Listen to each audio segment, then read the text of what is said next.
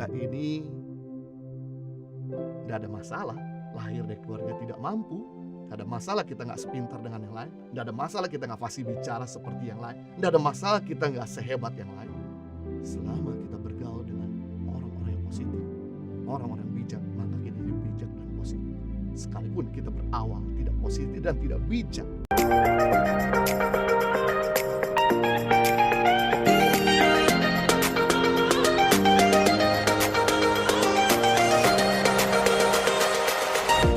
Yang ketiga, penyebab perceraian. Perceraian dapat terjadi bila kita tidak mempunyai komunitas yang sehat. Amsal 12 ayat 15, jalan orang bodoh lurus dalam anggapannya sendiri, tetapi siapa mendengarkan nasihat, ia bijak. Setiap orang itu merasa bahwa dirinya paling benar. Merasa bahwa pandangannya paling benar, mulut yang paling benar, keputusan paling benar. Tetapi begitu dia dengar masukan dari orang lain, baru dia ngeh. Ternyata saya ini salah. Dan akibat dia mendengarkan orang lain, dia jadi bijak. Jadi kita ini tidak ada masalah lahir dari keluarga tidak mampu, tidak ada masalah kita nggak sepintar dengan yang lain, tidak ada masalah kita nggak fasih bicara seperti yang lain, tidak ada masalah kita nggak sehebat yang lain. Selama kita bergaul dengan orang-orang yang positif, orang-orang yang bijak, maka kita jadi bijak dan positif. Sekalipun kita berawal tidak positif dan tidak bijak.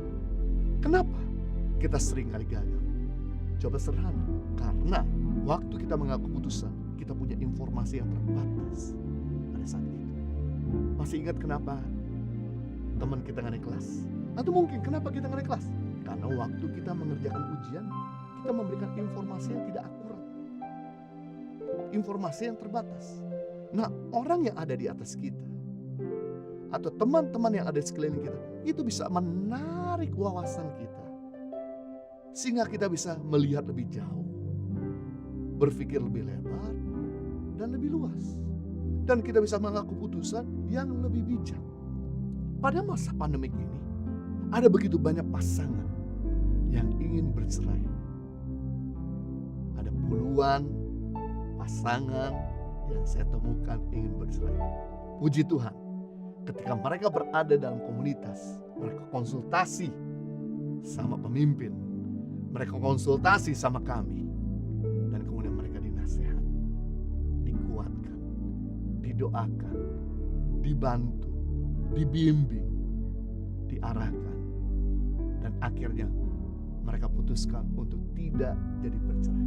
Sekalipun sudah diselingkuhi, sekalipun sudah gak ada harapan, sekalipun wah hidupnya udah pernikahan udah gak ada harapan, tapi ternyata masih bisa selamatkan karena mendengarkan nasihat dari orang-orang yang ada dalam komunitas.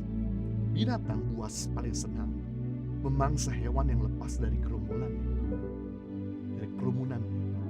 karena pada waktu mereka lepas dari komunitasnya atau kerumunan, tidak ada yang sanggup membelanya. Iblis itu paling senang untuk mencari anak-anak Tuhan yang kecewa, down, dan mundur dari komunitas, karena mereka ada sasaran yang paling empuk untuk disikat. Tapi kalau kita berada dalam komunitas, kalau kita berada bersama dengan yang lain, ini menjaga kita agar kita jangan sampai memutuskan keputusan yang salah yang merugikan kita dan orang sekeliling kita.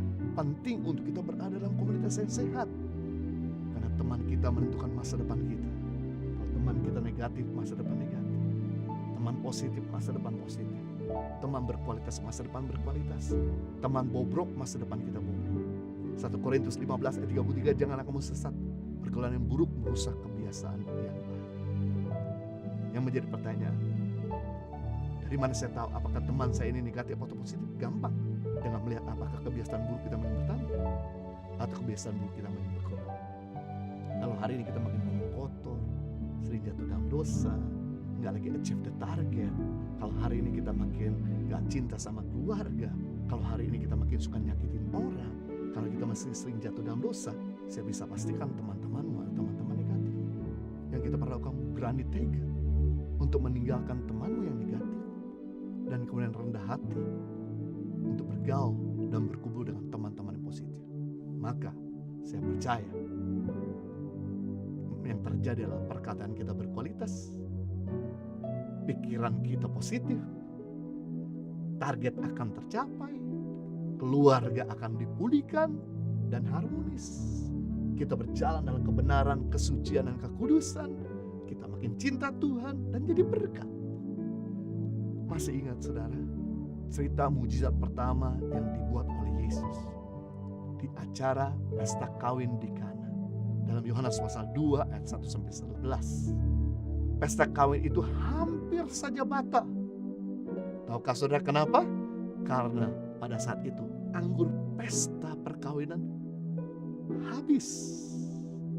Dan pada zaman itu kalau anggur sampai habis, maka tanda bahwa pernikahan tidak bisa dilanjutkan lagi.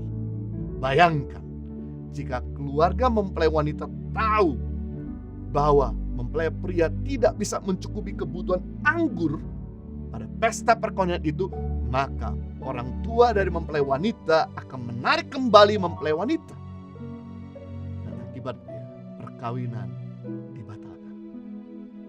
Untuk mempersiapkan anggur di pesta kawin saja engkau gak bisa lakukan.